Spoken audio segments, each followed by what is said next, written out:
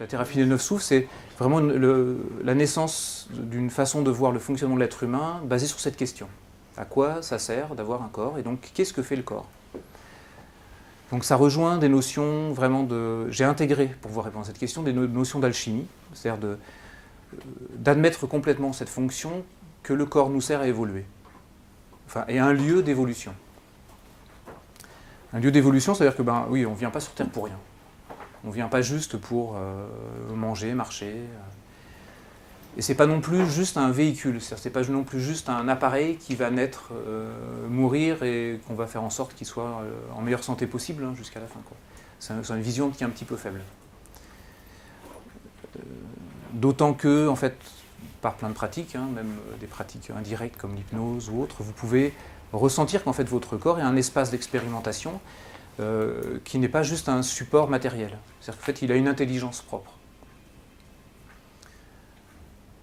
Donc, les 9 souffles, c'est d'abord cette affirmation que le corps, c'est un espace d'expérimentation et de croissance, et que c'est un espace vivant. Donc, c'est pas une chose.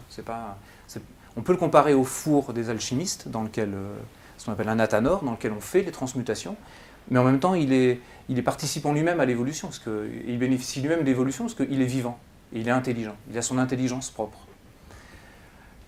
Et il y a un concept qu'il a fallu faire éclater, c'est cette séparation corps-esprit, qui en fait n'existe pas dans certaines traditions. En fait, c'est un concept qu'on trouve beaucoup dans les traditions modernes, beaucoup dans les traditions christianisées, celles où le corps a été considéré comme source du mal et de tout ce qu'il fallait réprimer, mais qui dans les traditions chamaniques, par exemple, c'est une entité, c'est considéré comme une entité.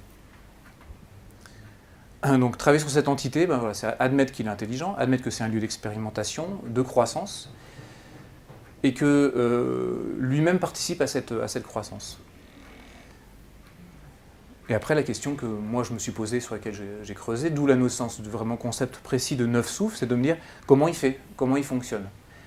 Donc il y a un modèle qui fonctionne bien, qu'on appelle l'énéagramme des processus. Donc vous avez sûrement entendu parler de l'énéagramme des personnalités, mais qui est en fait une émergence, une application possible de l'énéagramme, qui en fait est un système de lois universelles qui décrit comment toute chose va d'un état initial à un état final qui est plus évolué. C'est-à-dire comment toute alchimisation se produit, en respectant certaines étapes, certaines interactions internes. Et ce modèle-là, en fait, je l'ai appliqué au corps, pour montrer en fait que le corps, dans son anatomie même, est constitué de 9 souffles.